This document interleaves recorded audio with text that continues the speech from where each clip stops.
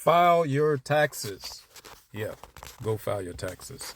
It is tax season. It is time to file your taxes. If you feel it's too late, if you feel it's late, it's not. It is still early. You have up until April 15th to file your taxes. This year, 2025, taxes are being a little bit, slowed down due to the administration, but get in there and file your taxes. Make sure also that you get everything that is tax deductible. Make sure if you own property, if you own a car, if you go to school, if you have children, anything that might deduct, from your taxes. Now, if you're just going to get them regularly done through H&R Block or through one of these Jacksons and all these other different places, that's a different story.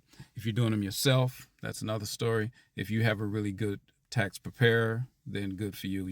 You should be able to, get all that's owed to you and all that you need to get.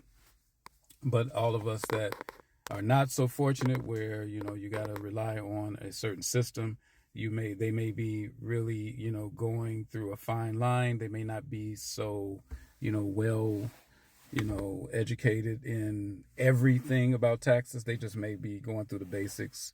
They could have been doing it for years. It could have been 15 or 10 years, and they still might just do basics, where a lot of other people know the tricks of the trade. If you have that person that knows the tricks of the trade and it's legal and it's real, I ain't talking about illegal or something that's, you skipping something. I'm talking about that's really legit.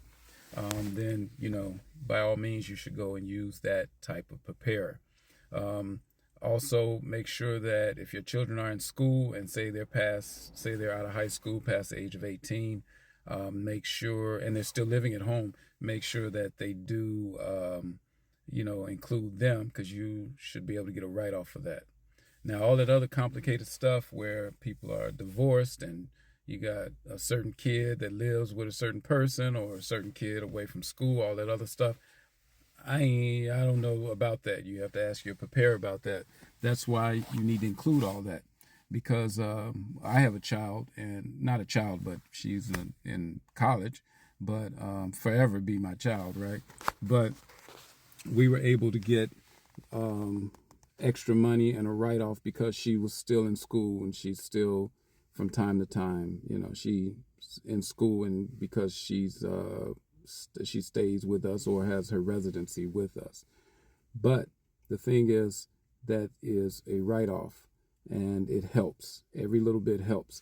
If you are, whatever is something connected with your job, when it comes to uniforms, if it comes to lunch meetings, all that other stuff, see, those are different write-offs and stuff, and I guess that's filed like under businesses. If you have a business, well, if you do, don't forget to include all that stuff.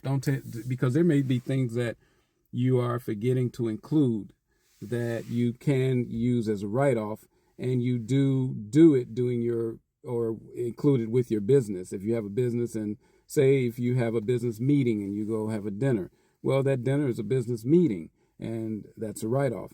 Say if you were supposedly meeting at some particular place that charges money to get into, and it was all about business, well, that's a write-off. So you have to also keep those receipts. You must keep the receipts. You got to keep the receipts, so you can prove, if they audit you, that you really, you just didn't make it up. So always include that stuff. Don't forget also your mortgage or the taxes that you pay. Now, according to our tax preparer, things have changed to where it might be advantages and disadvantages in certain things that, people include in their taxes these days. So it might be an advantage not to include certain things. But the thing is, also don't forget, like I said, the taxes that you pay for your mortgage. Don't forget any donations that you've made. Also, if you do make donations, if you do give stuff to, these Goodwills and all these different, places, don't forget to get that receipt that they do give you. And that way you can use that. So when you prepare your taxes, you'll have something to prove that, that you did do or make that contribution. It is important to always include all those things.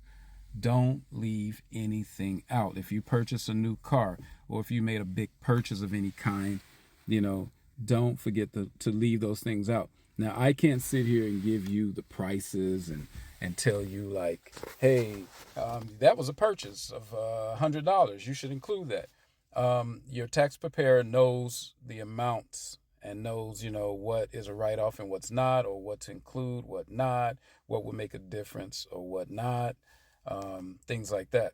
But if it's a purchase, a big purchase, then, include it, just in case. It won't hurt to try. It won't hurt to include that.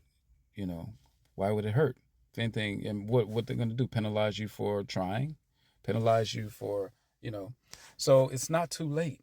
Even if it is June, go in there and do your taxes, because the IRS will come after you.